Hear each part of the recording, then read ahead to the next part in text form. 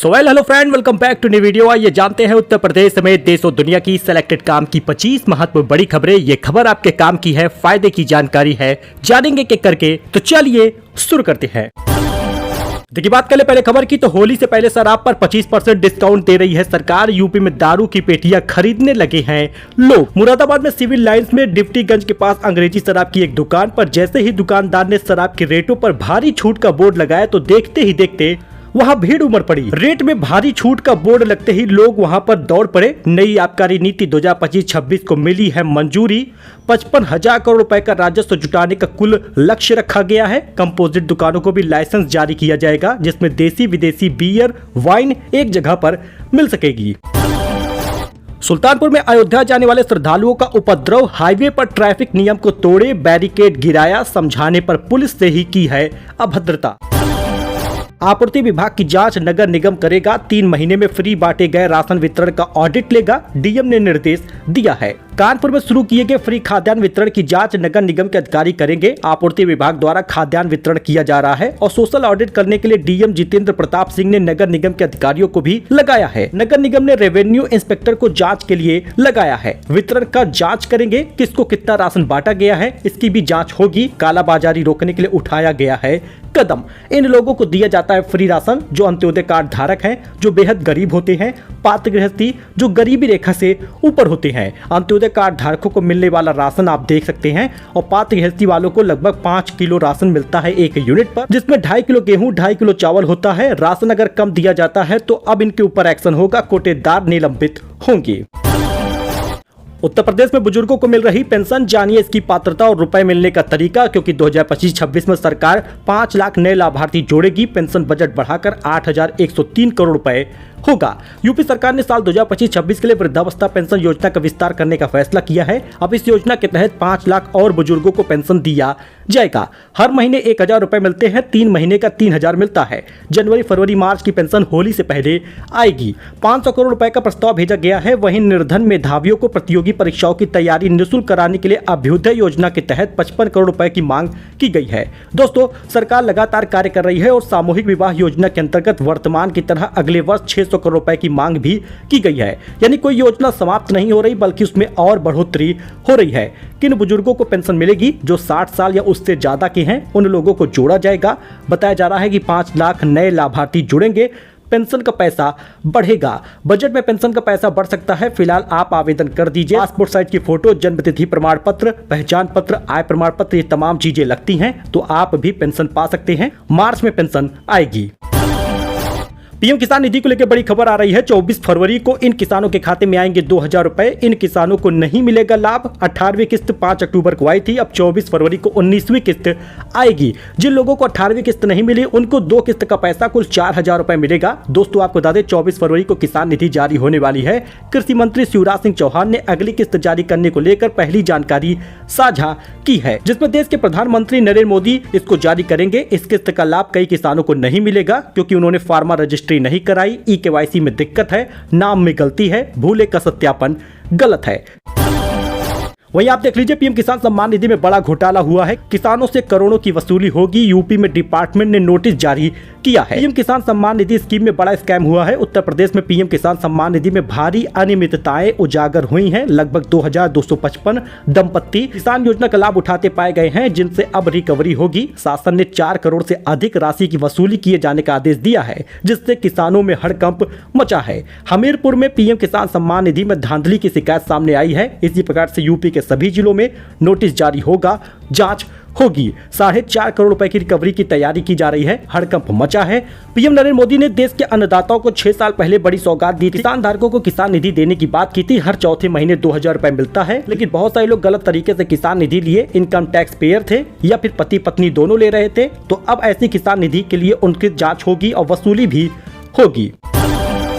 दोस्तों अगर आप भी एफडी करना चाहते हैं तो एसबीआई सहित इन 10 बैंकों में 1 साल की एफडी पर मिल रहा है 8% का ब्याज। आप तुरंत इसकी लिस्ट देख लीजिए और इसमें इन्वेस्ट करिएगा। जहां पर सेविंग अकाउंट में अगर आप अपना पैसा रखते हैं तो 3 से 4% तक का केवल ब्याज मिलता है, लेकिन एफडी करने पर वही ब्याज 8% तक होता है और आपको खास फायदा होता है, आपका पैसा 2 गुना बढ़ जाता है। दोस्तों इन बैंकों ने ग्राहकों की 1 साल की एफडी पर लगभग 7.25% तक का ब्याज दे रही है। तो आइए जान लेते हैं उन बैंकों के बारे में जो ज्यादा ब्याज दे रही है।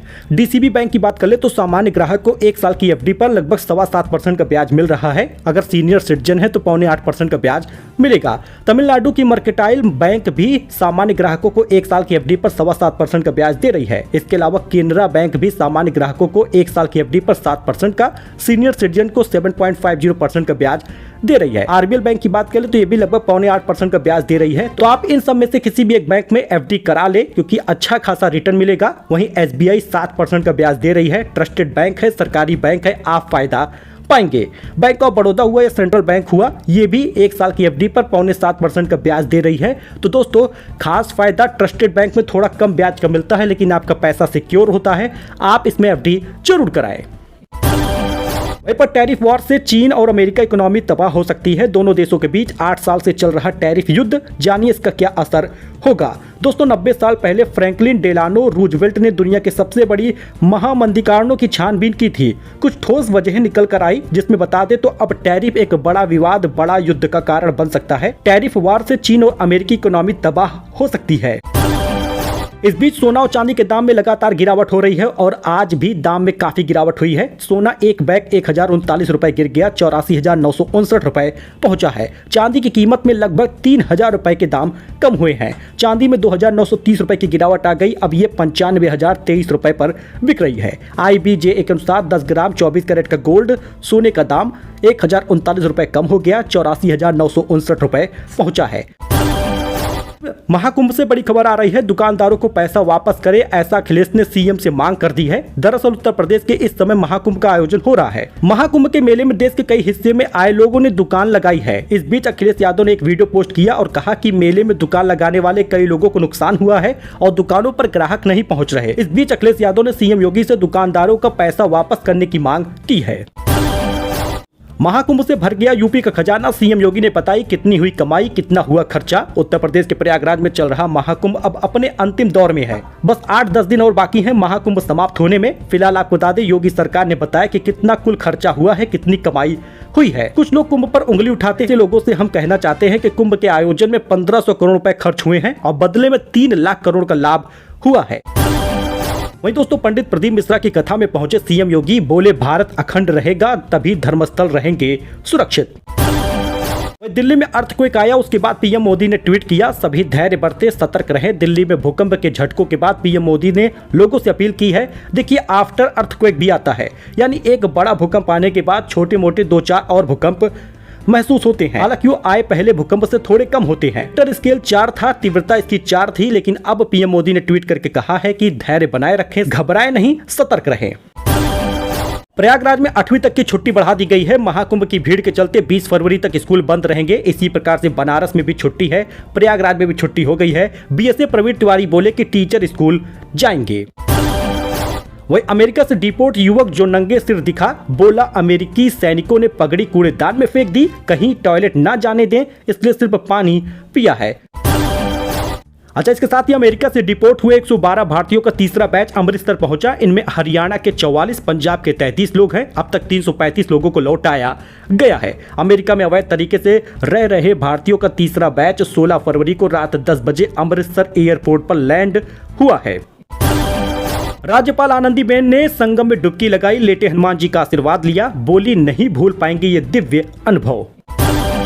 इस बीच महाकुंभ में 14 बच्चों ने जन्म लिया है। महिलाएं प्रेगनेंसी के आखिरी समय पर संगम में नहाने आई, बच्चों के नाम रखे गए हैं कुंभ। महाकुंभ एक अनोखे संयोग के कारण भी ऐतिहासिक बन गया है क्योंकि इस महापर्व में एक महीने में 14 नवजातों का जन्म हुआ है। इनमें 8 बेटे 6 बेटियां हैं। सभी शिशुओं का जन्म सामान्य प्रसव से हुआ है, सर्जरी की जरूरत नहीं पड़ी। बच्चों के नाम भी धार्मिक नामों पर रखे गए हैं। किसी का कुंभ, किसी का गंगा, किसी का यमुना, किसी का नंदी जैसा नाम दिया गया है। महाकुंभ संगम स्टेशन 26 फरवरी तक बंद रहेगा। आज 4 राज्यपाल और कंगना रनौत आएंगी। अब तक 53 करोड़ लोगों ने स्नान किया है। जबरदस्त भीड़ उमड़ी है। सुबह 8 बजे तक 36 लाख श्रद्धालु स्नान किए हैं। ये संख्या बढ़ती जाएगी। फिलहाल अब 4 राज्यपालों का इंतजार है जो आएंगे। भीड़ बाकी आप देख सकते हैं। प्रयागराज से गुजरने वाली 19 ट्रेनें डाइवर्ट हैं।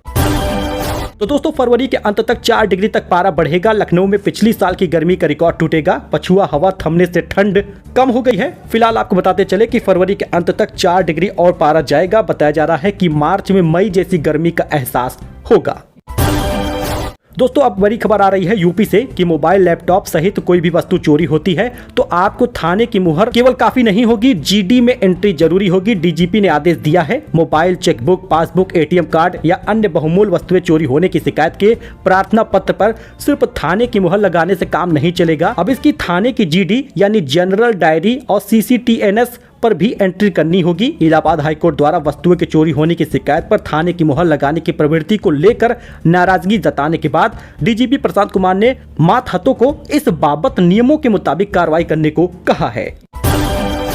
सो दोस्तों ये कुछ अपडेट था, नई जानकारी थी। आई होप कि आपको पसंद आया हो। नई जानकारी के साथ नए अपडेट में मिलते हैं।